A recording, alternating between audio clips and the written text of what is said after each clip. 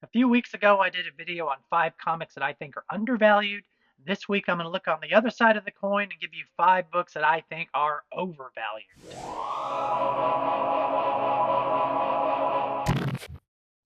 Hey everyone, it's Kevin. Welcome to Doc's Comics. I've been really busy lately and haven't been able to do a whole lot of long videos. I stay 2 or 3 weeks ahead to try to just cover in case something like this happens. So I'm having to do a few short ones here. But I'm going to do 5 comics that I think are overvalued. And of the 5, I only own one of them, probably because they are overvalued in the first place. But let's jump right into this list. And the first one that I will discuss is a book that I mentioned in a previous video and that is Batman number 423. This is a very striking Todd McFarlane cover. Everybody loves this book because of the cover with that impractical cape and the coloring errors that are on it. But this book really isn't significant. It doesn't have any key appearances. I wouldn't even call it a key other than the popular cover. And people who are paying a couple of $100 for a book like this in high grade, I think it's just a lot. I don't know how else to explain it. There are second and third printings of these, but these ones aren't that much cheaper either. It's just a book that if you're a Batman collector or if you're a Todd McFarlane collector, I mean, the only reason it's going to slow your collecting down for Todd McFarlane stuff is simply because of that cover. And I know a lot of McFarlane people do collect for the covers, but that one I just think is too much. It should be a $40 or $50 book, I think, at the very most. It came out in an era when printing was a little higher. And so this book is out there. They are plentiful. People are just paying a lot of money for them.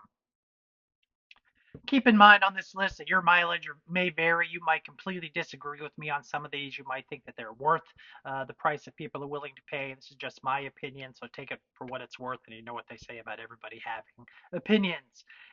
Keeping that in mind, the second book that I think is overvalued, and this is one that I am looking for, but it's Night Nurse number 1. Linda Carter, Student Nurse. Night Nurse was part of a small handful of books that Marvel was putting out in the 1970s to try to highlight women leads. Books like Shanna the She-Devil, Ms. Marvel, a little later, The Cat. I would put all of these in this category, but Night Nurse is far and away the hardest to get and the most expensive of them to get.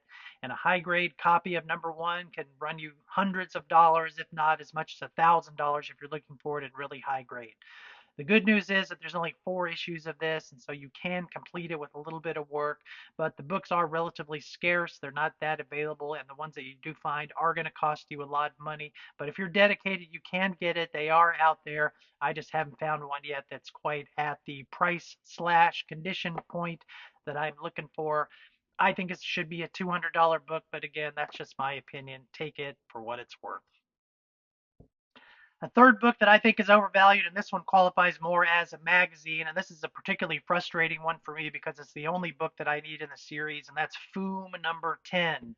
Foom of, Foom, of course, stands for Friends of Old Marvel. It was a fanzine, I suppose, that Marvel published in the 1970s. I think there's 23 issues. There's a lot of them that are kind of pricey. There's a Steranko Hulk cover. There's a Doctor Doom cover that can run you over $100 each. Most of the other ones, even then, you're going to pay $50 a piece probably for high grade ones, if not more than that. But number 10 is really just an aberration amongst all of them. And the reason why is that it is a preview, technically the first appearance of the new X-Men. It predates Giant Size X-Men 1. And for those people who are hardcore first appearance collectors, getting a Foom number 10 is really a feather in their cap.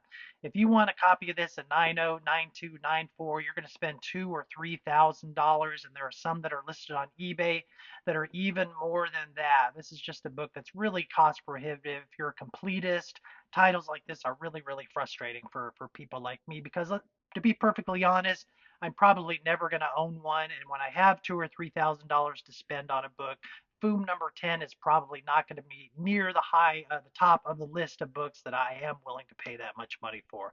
I'd rather have a very early Fantastic Four or some other really early Silver Age book rather than a Bronze Age fanzine, for lack of a better term. I do want to do a video on why I think that sort of these quasi first appearances, things like Malibu Sun and Marvel Age and some previews, uh, tend to be a little overflated as this kind of rush to invest and to be a completist and to find the next hot first appearance that people haven't figured out yet. Remains high on a lot of people's collecting needs, but nevertheless, I think Doom number 10 is very overpriced.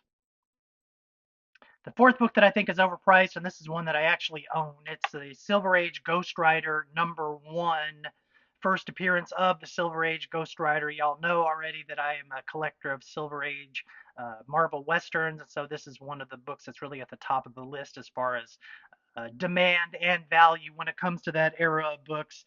This book came out in 1967. Ghost Rider is only 7 issues, and while none of them are particularly cheap, if you want them in nice condition, you're probably going to spend $100 on each of them.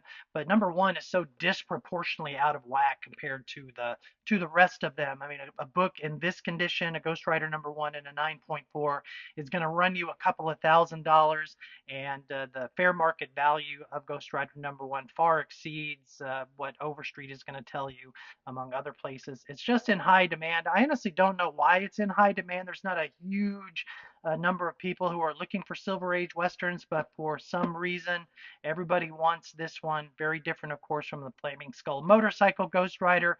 So it is hard to find. When you do find it, it is very, very expensive if you want it in high grade. And because it's so much more expensive than the other 6 in the series, it's disproportionate. I think it's overpriced. The last book that I think is overpriced, and I've had to mentally prepare myself for this one because I know I'm going to get a lot of hate mail as a result. Again, keep in mind that this is just my opinion. Y'all might think I'm just bloody insane, but a book that I think is overpriced is Hulk #181. No, this isn't a real one. This is a facsimile just to kind of complete my Hulk run. Will I ever get a real one? Probably not. Again, as expensive as this book is, there are just plenty of other books out there that I would rather have at that price point. But nevertheless, I mean, it is arguably the iconic Bronze Age book, first appearance, quote, asterisk, of arguably the most iconic Bronze Age character. Arguably, is still one of the most popular characters in comics to this day. So it is worthy of being a major key. Everybody wants it. But the reason I think it's overpriced is that there's just a lot of them out there.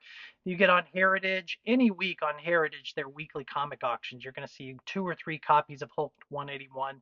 Granted, they're all not going to be 9.2s or 9.4s, but there's a lot of 9.8s that you see all the time when they do signature auctions. 9.8s and 9.6s pop up a lot.